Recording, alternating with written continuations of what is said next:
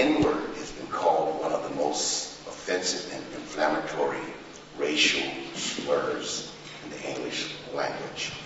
The word stems from Latin and French roots for black, but its current English usage has been a part of American society since 18th century slavery. The N-word has persisted as a term of hate for as long as America has been a nation. The committee is interested to hear testimony as to the need to encourage New Yorkers to eliminate this term from their vocabularies. When you see the politicians, the minister, and the social arena, everyone in the same arena, you say, wow, it is really going to come to a conclusion. What's the purpose? Okay, let's ban the N-word, whatever. But, I mean, that's not going to end discrimination. Banning it is symbolic. Banning it is not real. There's nothing real about banning a word, especially a word that is not seen as a curse word, let's say. You know, it's not the F word, which everybody agrees everywhere is somehow a word not to be said in public. So I like the idea that a lot of attention is put on the sense that this is inappropriate. This language is inappropriate. And maybe by saying it's banned, which again is symbolic gesture, then people say, oh, you used a banned word or something. It adds more impact. However, it might work in the opposite direction. And when something is banned, oftentimes young people find it even more enticing.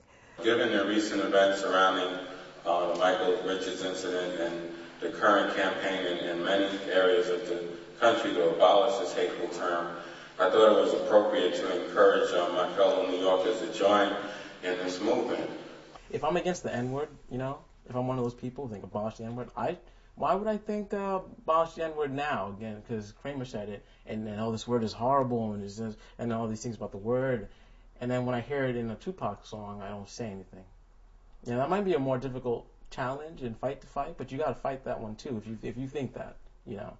I personally, you know, the word's a reflection of something else, and you got to fight that something else, and then it'll cure everybody magically. I think that Councilman Comrie, when he did that, it was really an excellent way to provoke thought, to have people to understand that this is a word that is derogatory and it is painful. We know that words really don't hurt you physically, but it's an emotional scar. And for some people, for these words to come up, nigger and any other slur, to come up, it can fester because it's still there, you know, laying within you. I'd like to share a few quotes from scholars on the N-word. Dr. Wade Nobles on the power of words. The hearing of the word creates energy, creates heat. Take care of what we say to each other. If we call each other nigger, we are creating the evolution of our destruction. Dr. Francis Wellson on a functional definition of the word nigger. Any and all use of the word niggers, whether it is used by a white person or a black person or shade of black, no matter in what context or in whatsoever tone of voice, translates into the following statement. Consciously or subconsciously, I am helping to maintain a local, national, global system of racism, white supremacy. There's a lot of images in the media that's telling the people that they can use it. So it's nice to have an image saying that you shouldn't use it.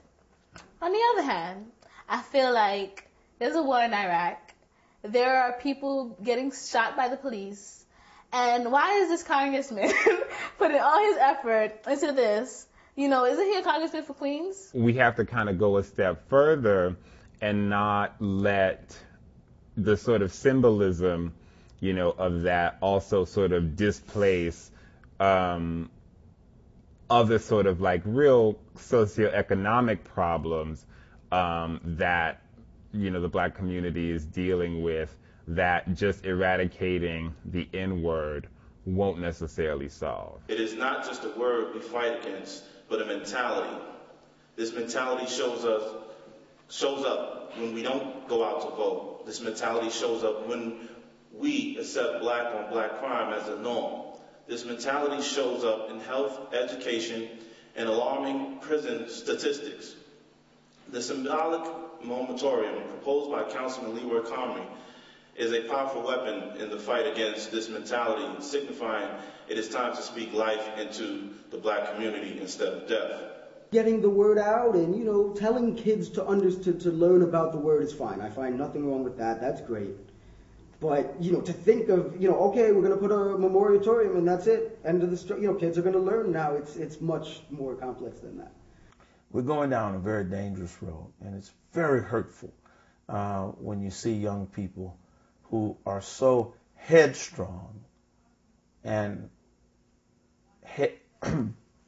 so headstrong in one sense and so vacuous in another sense that you can't even talk to them about what this all represents.